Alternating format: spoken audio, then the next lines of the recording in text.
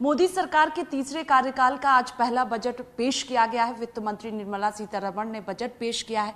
नगीना से सांसद और आजाद समाज पार्टी के प्रमुख चंद्रशेखर आजाद इस वक्त हमारे साथ मौजूद हैं, बातचीत करेंगे। सर, बजट पेश किया गया मोदी सरकार के तीसरे कार्यकाल का, आज किस तरह से बजट को आप देखते हैं? देखिए, 2 बार तो ऐसा लगा मुझे जब फाइनेंस मिनिस्टर बजट पेश कर रही थी कि कहीं हम बिहार की विधानसभा में तो नहीं बैठे। एक बार ऐसा लगा कि हम आंध्रा की विधानसभा में तो नहीं बैठे। तो बजट पूरा ऐसा लगा कि बिहार और आंध्रा की विधानसभा का बजट पढ़ा जा रहा, और ये बजट कम झुंझुना ज्यादा है, क्योंकि जिन उम्मीदों के साथ हम लोग गए थे वो सारी उम्मीदें जो है ठगी गई, हमारी भी और देश की जनता की भी। बहुत तारीफ के पुल बांधे सरकार के लोगों ने, लेकिन सच ये है कि नौजवानों के लिए कुछ नहीं बजट में।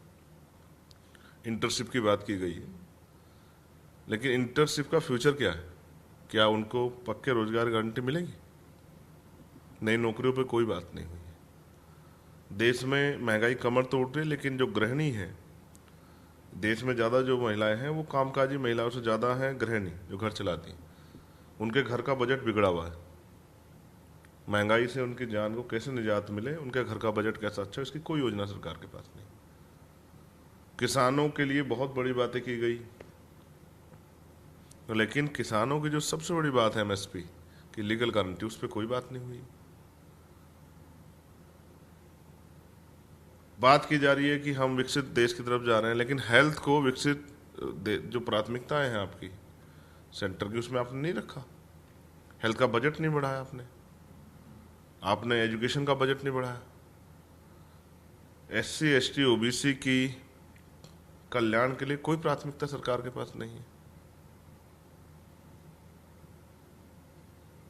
सुनने में अच्छा लगता है कि हम विकसित देश की तरफ बढ़ रहे हैं, लेकिन आज भी देश में गटर में जो है लोग उतरते हैं, गटर साफ करते हैं, और कितने लोगों की जाने जाती। कैसे बनेगा विकसित भारत जब आज भी मैला उठाया जाएगा सर पे, गटर में उतरना पड़ेगा? तो सरकार चाहे तो सफाई कर्मचारियों को भी इस समस्या से निजात दिला सकती थी, एक अलग से बजट का प्रावधान करके। सारे देश में जितने भी नगर पालिका, नगर परिषद है, नगर पंचायत है, वहाँ मशीनों की व्यवस्था कर देती और उन कर्मचारियों को भी पक्का वेतन देती। ऐसा कुछ भी दिखाई नहीं दे रहा है। तो ऐसा लग रहा है कि बजट, कर्मचारियों के लिए बजट में कुछ नहीं। आशा, आंगनबाड़ी कार्यकर्ता, तमाम जो है महिलाएं जो किस तरह छोटे मोटे काम करके अपना घर चला रही हैं, उनके लिए कुछ नहीं है। तो ऐसा लग रहा है कि बजट सिर्फ उद्योगपतियों को खुश करने के लिए और गरीबों को सताने वाला बजट, गरीबों के जख्मों पे नमक छिड़कने वाला बजट जो है आज देखने को मिला।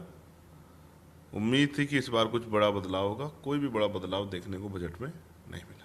लेकिन सरकार की तरफ से कहा जा रहा है कि सभी वर्गों को ध्यान में रखा गया है, महिलाओं पर फोकस किया गया है, युवाओं पर फोकस किया गया है, किसानों के लिए भी ऐलान किया गया है। सरकार के मंत्री तमाम यही बात कहते हुए नजर आए। आपने भी पढ़ा होगा, अब सीनियर जर्नलिस्ट, आप बताओ महिलाओं को क्या मिला है? गैस के दाम कम हो गए क्या? महंगाई में कोई चीज कम की? पेट्रोल डीजल के दाम कम किए हो क्या आपने? तो आपने कम क्या किया है? किसानों के लिए क्या किया आपने? किसान 16 महीने आंदोलन में बैठे, 17 महीने अभी बैठे किसान, 700 किसान शहीद हुए। आपने उनसे एक वादा भी किया कि एमएसपी की लीगल गारंटी का वादा किया आपने, लेकिन कहाँ है वो वादा? तो एमएसपी की लीगल गारंटी का के बारे में क्या है तो आप बता दो मुझे। युवाओं के लिए क्या इंटर्नशिप कर लें, ठीक है, आफ्टर उनका फ्यूचर क्या? अग्निवीर तो बनेंगे ना वो लोग। तो देश का युवा जहां सुसाइड कर रहा हो, एससी एसटी ओबीसी के लोग विदेश पढ़ने जाना चाहते हैं, हायर एजुकेशन के लिए क्या किया आपने? क्या बजट दिया आपने? सच ये है, हेल्थ में जितना बजट होना चाहिए उसमें भी 70% कटौती कर दी आपने, ये दिया आपने। और आपका बजट, फिर मैंने कहा कि अपनी सरकार को बचाने का बजट है, कुर्सी को बचाने का बजट ज्यादा दिखाई दे रहा है, ना कि भारत का बजट दिखाई दे रहा है। तो आपको लगता है कि जिस तरह से बिहार को लेकर जो है ऐलान किया गया है बजट में, आंध्र प्रदेश को लेकर किया गया है, तो खुश करने के लिए किया गया है? नीतीश कुमार को बात करें हम या चंद्रबाबू की सरकार है क्या, मैं जानना चाहता हूँ। इस सरकार ने ईसाइयों के लिए क्या जो है उनके धार्मिक आस्था को मजबूत करने के लिए क्या बजट में क्या दिया है? सिखों के लिए क्या दिया है? इन्होंने मुसलमानों के लिए क्या दिया है? क्या सिर्फ एक ही धर्म की सरकार है? क्यों एहसास करा रहे हो अपने देश के बहुसंख्यक समाज को कि बजट में उनके लिए कुछ नहीं सोचा जाएगा, सरकार उनके बारे में कुछ नहीं सोचेगी? क्यों ऐसा माहौल पैदा करना चाहते हो? तो सच ये है, मैंने तो कल भी कहा कि अगर देश में सर्वोच्च न्यायालय नहीं होता तो भाजपा के लोग कभी मानते ही नहीं कि उन्होंने जिस तरह मुजफ्फरनगर में जो कानून बनाए, लागू कराए, ऑर्डर दिए, वो सही वो गलत थे, वो कभी मानते ही नहीं इस बात को। तो भाजपा का जो वोट ये बजट है, इसको कितनी तारीफों के पुल मान लो, लेकिन ये खोखला है। केरल के लिए क्या है इसमें पंजाब के लिए क्या है, हरियाणा के लिए क्या है? कुछ नहीं है। दिल्ली के लिए क्या है इस बजट में? सच ये है कि ये बजट पूंजीपतियों का बजट है, और जो कहा जाता था कि भारतीय जनता पार्टी की सरकार जो है पूंजीपतियों की सरकार है, वो सच साबित हो रहा है।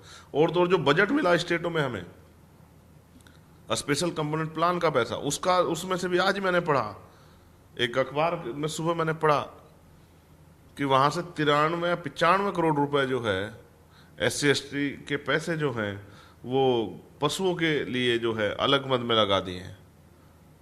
दे कुछ नहीं रहे और जो मिला हुआ है उसको भी कहीं कहीं और लगा रहे। तो आप चाहते ही नहीं SC ST OBC के लोग का विकास हो। तो ये सरकार आज भी अपने उसी विचार, उसी ढर्रे पे खड़ी है जहां से भाजपा के लोगों ने शुरुआत की थी। जनता इनको वोट की चोट से सबक आने वाले समय में सिखाएगी, ऐसा मेरा विश्वास है। बहुत शुक्रिया बातचीत के लिए। देखिए, साफ तौर पर कहना है कि जो बजट मोदी सरकार द्वारा पेश किया गया उसमें आम लोगों के लिए कुछ भी नहीं है और सरकार को बचाने वाला ये बजट पेश किया गया है। कैमरा पर्सन देवेंद्र के साथ स्वाति पाठक, भारत समाचार, दिल्ली।